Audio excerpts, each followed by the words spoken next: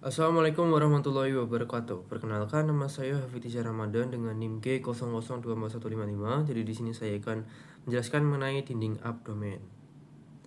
Jadi pertama-tama saya akan membacakan soalnya. Alif baru saja flexing ke circle tongkrongannya gara-gara perutnya mirip roti sobek pas mereka nongkrong. Teman-temannya yang merasa insecure beserta bertanya ke Alif bagaimana cara biar bisa six pack maksimal. Alif sebagai gym bro yang profesional memulai penjelasan tentang anatomi otot yang bikin perut jadi kotak-kotak. Jelaskan tentang pembagian lapisan-lapisan dinding abdomen anterior dan posterior. Jelaskan sistem otot yang ada di abdomen.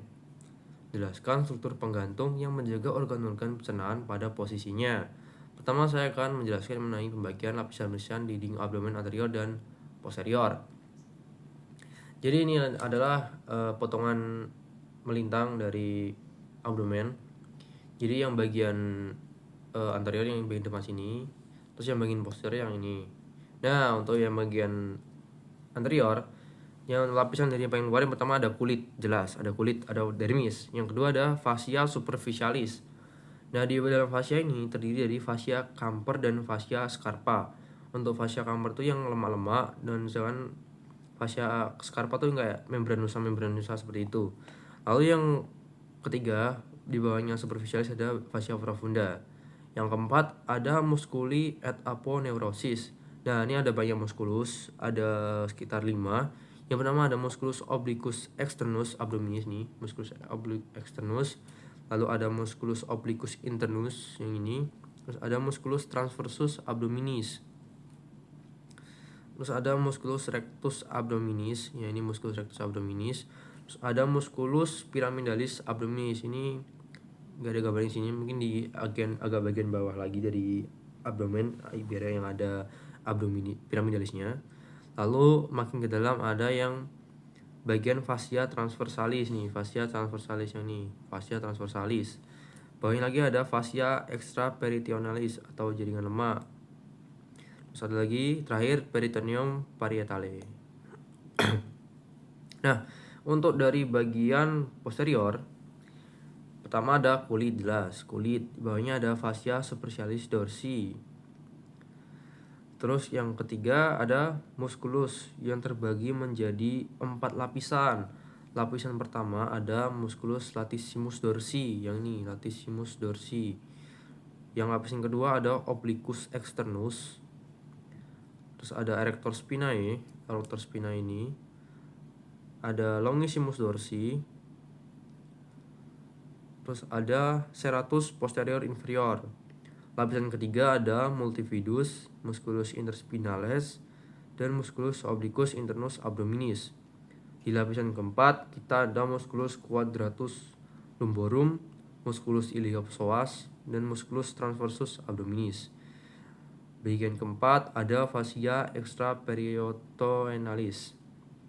Nih. Terus terakhir ada peritoneum parietale, bagian paling dalam. Selanjutnya saya akan membahas mengenai sistem otot perototan permuskulusan di bagian abdomen. Nah, untuk yang pertama saya akan membahas mengenai muskulus yang flat muscle atau yang datar atau gepeng. Jadi ada beberapa. Yang pertama ada obliquus externus. Dia itu yang bentuknya kayak gini, miring ke sini. Jadi dia harusnya kayak bentuknya kayak V. Terus ada musculus obliquus internus. Obliquus internusnya bentuknya arah sini, berarti dia kayak A nanti kelihatannya. Terus ada musculus transversus abdominis, ya transversus, jadi lurus aja, nggak miring, nggak mencong.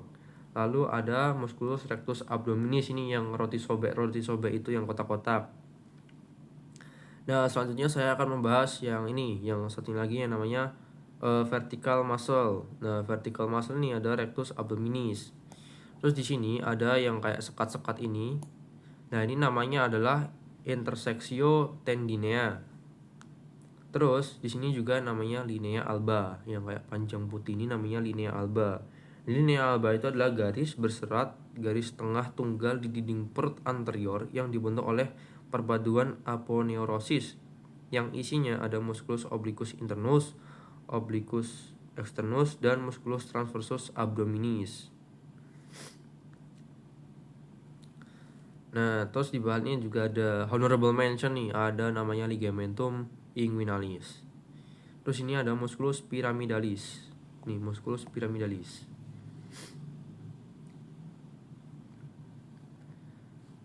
Oke, selanjutnya saya akan membahas mengenai apa yang mempertahankan organ-organ visceral berada pada posisinya.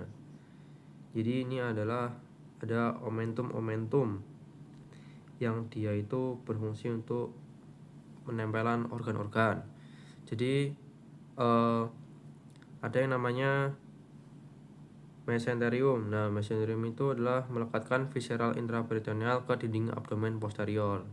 Jadi dia semacam yang menempelkan gitu supaya dia itu tetap pada posisinya. Pertama ada mesenterium lipatan ganda peritoneum yang luas dan berbentuk kipas yang menghubungkan jejunum dan ileum dengan dinding posterior abdomen. Jadi ini ada yang mesenterium itu yang untuk jejunum dan ileum. Lalu ada yang namanya mesokolon. Mesokolon itu berarti lipatan peritoneum yang menghubungkan kolon transversum dengan dinding posterior abdomen. Lalu ada yang namanya mesoapendik, berarti dia yang ada di apendik. Lalu saya akan membahas mengenai ada yang namanya omentum juga, tapi sini nggak ada gambarnya, lupa. Ini ada gambarnya ini, omentum. Nah, omentum ini ada dua, omentum majus dan omentum minus. Nah, untuk yang omentum majus itu berasal dari mesenterium dorsalis yang merupakan lipatan peritoneum yang melekat pada curvatura major gaster. Jadi gaster ini ada curvatura yang mayor, dan sini nanti ada omentum mayor, omentum majus. Nah, ini bentuknya seperti tirai. Lalu ada juga yang namanya omentum minus. Dia berasal dari mesenterium ventralis yang merupakan lapisan peritoneum yang melekatkan curvatura minor gaster nih, curvatura minor gaster dan duodenum pars superior menuju fascias inferior dari hepar sini. Jadi di omentum maius itu ada 4 ligamentum, gastrosphrenica, gastrosplenica, gastrocolica dan sphenorenale. Lalu ada yang di omentum minus, ada 2 ligamen, hepatoduodenal, hepar ke duodenal, lalu ada gastrohepatica, gaster ke hepar. Mungkin sekian penjelasan dari saya. Jika ada kata dan salah dalam pengucapan, saya mohon maaf. Sekian dari saya. Wassalamualaikum warahmatullahi wabarakatuh.